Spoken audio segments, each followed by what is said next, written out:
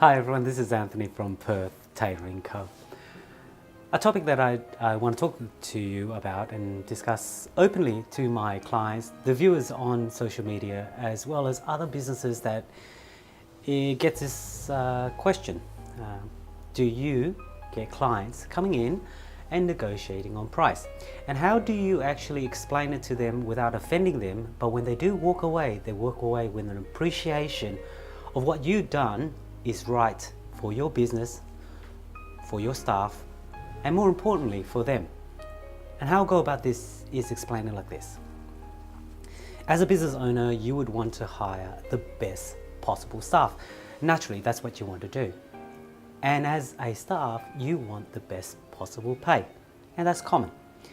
Now, if you get paid less, would you produce 100% of your effort to look after the products that looks after the business? You wouldn't. And even if you did, it only will sustain a certain amount of time before you start wandering to other places and looking for another job. Now, if I was to say to you, what do you think you're worth? And if I can afford it, I'll be more than happy to accommodate. If the person is willing to actually tell me what they're worth and what I think they're worth, and we both come to an agreement that they're worth that, they are now happy.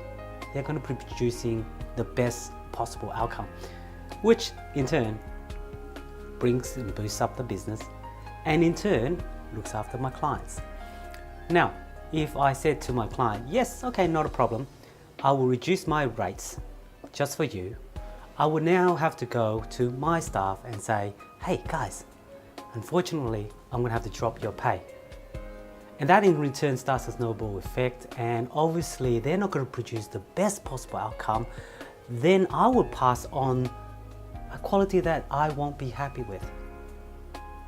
At the end of the day, if you're willing to negotiate with the customers for something less, then you don't believe in your product, you don't believe in your service.